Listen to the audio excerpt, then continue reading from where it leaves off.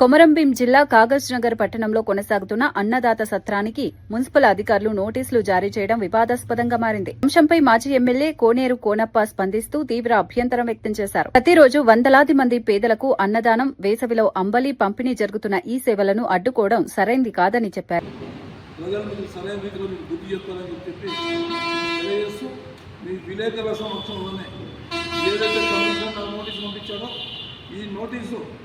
నాకు 800 గజాలనే నాకు అధికారంగా నాకు ఇవ్వడం జరిగింది. 1600 గజాల స్థలం నేను కబ్జా చేశానని చెప్పి ఆయన నాకు నోటీస్ ఇచ్చాడు. ఆ నోటీస్ మీ అందరికీ నోటీస్ కాగితాలు కూడా ఇచ్చినాను. ఇప్పుడు మీ సమక్షంలో ఈ స్థలం ఎంత ఉందో మీ సమక్షంలో కొలుస్తాను, మీరే నిర్ణయం చేయండి. వాళ్ళు ఇచ్చిన నోటీస్ తప్ప, లేకపోతే నేను కబ్జా చేస్తూనే ఏమన్నా ఇక్కడ రూపాయి డబ్బులు సంపాదించుకున్నానా? ఇది కడుపు మంటతో దుఃఖంతో చేస్తున్న కార్యక్రమం.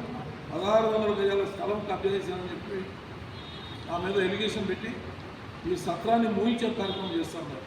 ఈ సత్రాన్ని మూయించే కార్యక్రమం చేస్తే దీనికి అక్కడ తప్పకుండా దేవుడు మిమ్మల్ని క్షమించడం బిడ్డ, ఇలా మీకు అధికారం ఉందని మీరు విభజిస్తూ ఉన్నారు.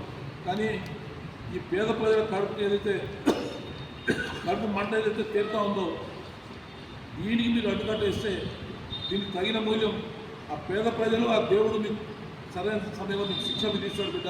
అది కూడా మీరు గుర్తుంచుకోవాలని చెప్పి నేను తెలియజేస్తా ఉన్నా.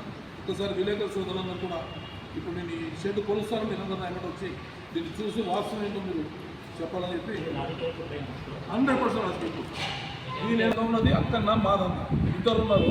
ఈ అక్కన్న మాదన్నది ఇది చేస్తారు కదా.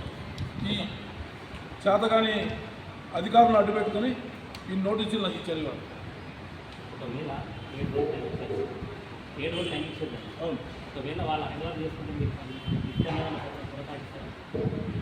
నేను నా శాయశక్తిలో ప్రయత్నం చేస్తాను. పేద ప్రజలు అన్నం పెడుతున్నాను, లక్ష్యం అన్నం పెడతాను. నేను ఇవాళ చెప్పలే ఈ మాట 2010లో చెప్పాను.